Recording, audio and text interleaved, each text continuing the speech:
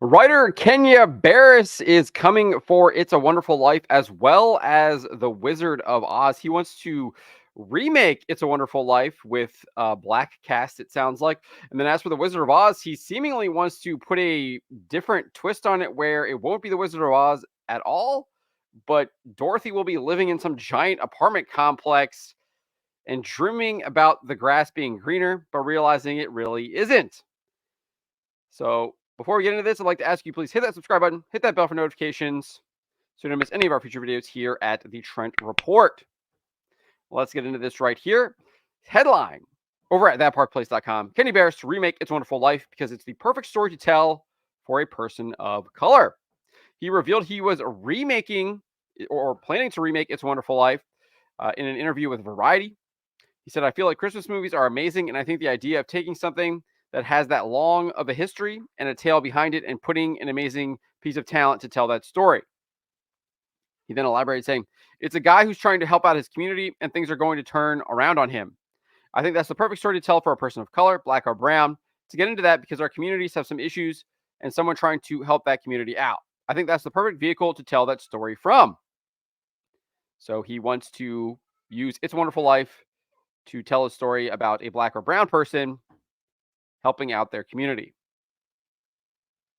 He would then go on to reveal he wants to reimagine The Wizard of Oz, with Variety sharing that he wants to have Dorothy being a girl living in an apartment complex called The Bottoms in Inglewood, California, rather than being a farm girl from Kansas. This is what he said. The original Wizard of Oz took place during the Great Depression and was about self reliance and what people were going through. I think this is the perfect time to switch the characters and talk about what someone imagines their life could be. It's ultimately a hero's journey. Someone thinks something's better than where they're at, and they go and realize that where they're at is where they should be. I want people to be proud and happy about where they're from, but I want the world to take a look at it, and I hope that will come through. So I don't have any problems with the messages that he seemingly wants to send through these films. I don't think there's anything wrong with those messages. I think the issue he has is that he's trying to glom onto something that is already successful and use that as a piggyback for his own stories. And I think he should try and tell his own stories, his own original stories, which sounds like he has original stories. He sounds like he wants to tell a different story from It's a Wonderful Life, but using the kind of the same themes and messages. And it seems like he wants to tell a completely different story from The Wizard of Oz. So the only reason why he wants to even use these quote unquote uh, movie names is because he wants to piggyback off their success. And he admits it because he talks about this right here. He says, I'm still a believer in IP. I think I get crap for it sometimes, but I believe that the idea of some of those great stories are all told again and again and again. So having the opportunity to take some of those IPs and tell them from a different point of view is a gift that I hopefully keep getting. So I think we can read between the lines here. He literally is admitting that he does not think that his original ideas would be as successful uh, as standalone films than they would be by piggybacking off the success of It's a Wonderful Life and The Wizard of Oz. So he thinks he can get more people in seats, get more people watching the film if it's on a streaming service or whatever, by having those, by titling them It's a Wonderful Life and The Wizard of Oz, rather than naming them something different that would be original to the original films that it does sound like he's creating, because it doesn't really sound like he's doing remakes, especially The Wizard of Oz. It's not a remake at all. It sounds completely different from The Wizard of Oz. So yeah, that's the only really conclusion I can come to, is that he sees profit in using these names rather than doing something original. And I think that is a failing strategy. I think trying to piggyback off the success of something else, you might get some short term gains, but I think audiences have kind of really keyed in on a lot of this stuff and realized that it doesn't work.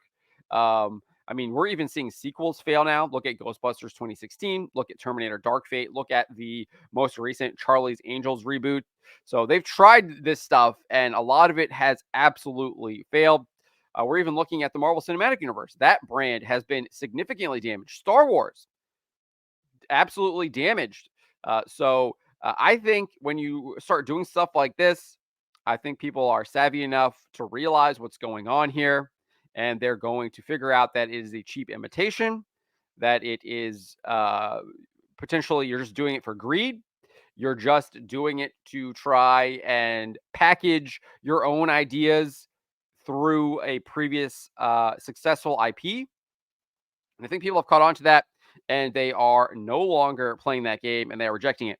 But let me know what you guys make of this. I have zero interest in seeing either of these films come to life. I'm perfectly happy watching It's a Wonderful Life, the original version, or the I guess the remastered version, uh, anytime I want, as well as watching the original version of The Wizard of Oz as well. I mean, The Wizard of Oz has had so many different remakes and reboots and all this stuff.